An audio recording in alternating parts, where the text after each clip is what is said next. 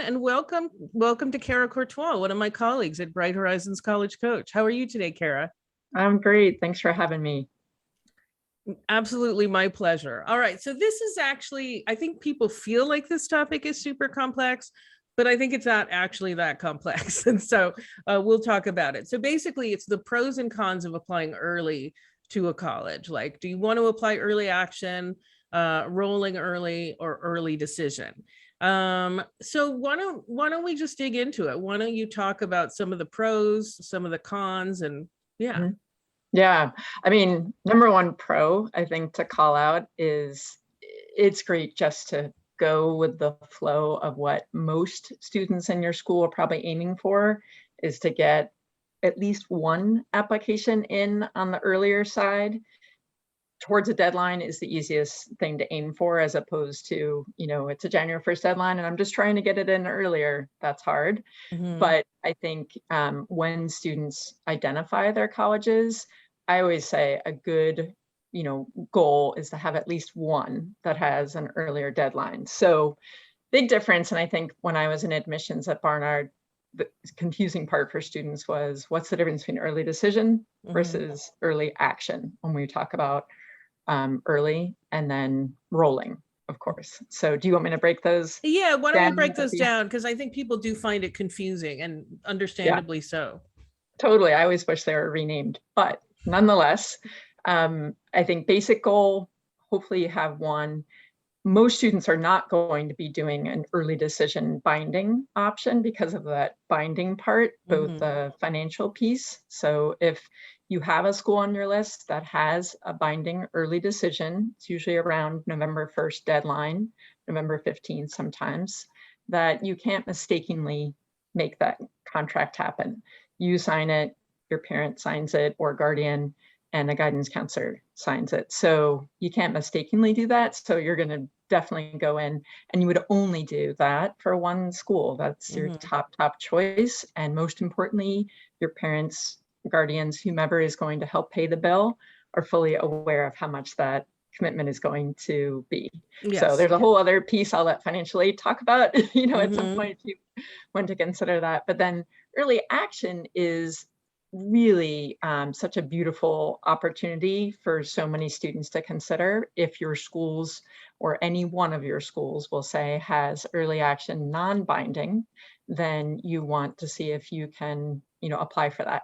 And I put an asterisk next to the early action because there's so many confusing options. An occasional school will have restrictive early action or single choice early action.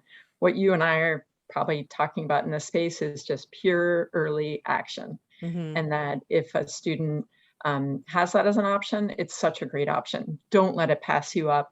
The only student that I would generally say maybe doesn't apply to an early action is maybe if they had a tough junior year. And I'm sort of anticipating that maybe a few other students who maybe, prior to COVID might have been on the path for early, but maybe had a rocky go of it with a lot of virtual learning. Maybe they pause, but even then I would really have them, encourage them to talk with their guidance counselor, and really think, should I pass this deadline by?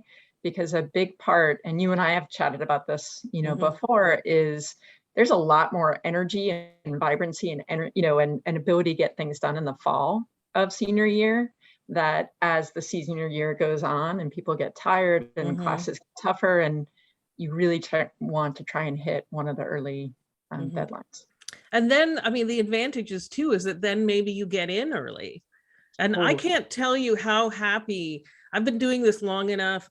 Every student, the first college they get into, it's just this huge weight off their back. They're like, I'm going to college. And I'll say, I always knew you were, but I'm glad that now you know it, even if it's their rock solid safety that they're okay with, but they don't actually love. Sorry, I've got trains going by in the background.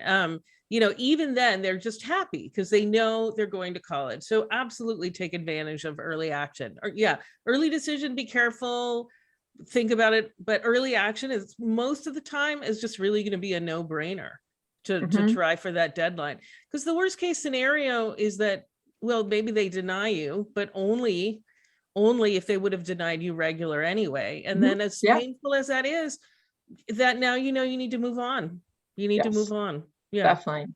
And the beautiful thing I regularly say to students is you might want to set the mindset that you could very likely get deferred. And a Mm-hmm. defer is not a deny. A Mm-hmm. defer is, let's see what the rest of the pool of candidates looks like. Let's Mm-hmm. see how you're doing for semester senior year. Mm-hmm. So keep up those senior year grades, Yes. overall, and tell us if you're still interested. A lot of the schools who do defer will often say, hey, tell us a little bit more about yourself and are you still interested? Mm-hmm.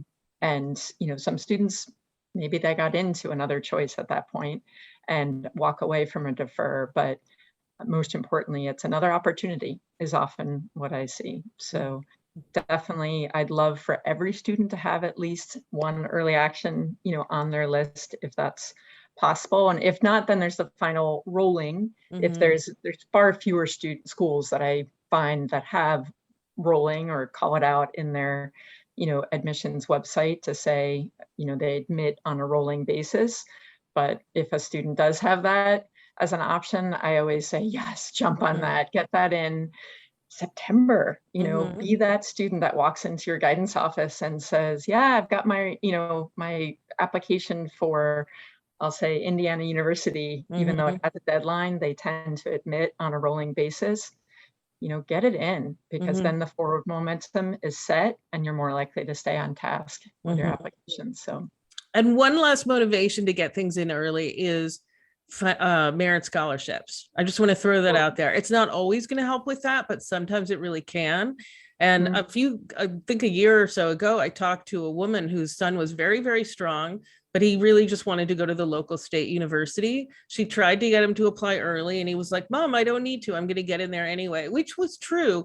But when I looked on their website, I said, he's missed the deadline for a major scholarship that he might have qualified for. So this poor woman was basically going to be out 20,000 that she could have saved. And I just, so you're not, so really for me, just err on the side of applying early, always. because you Always. might, there might even be reasons to do it that you're not aware of.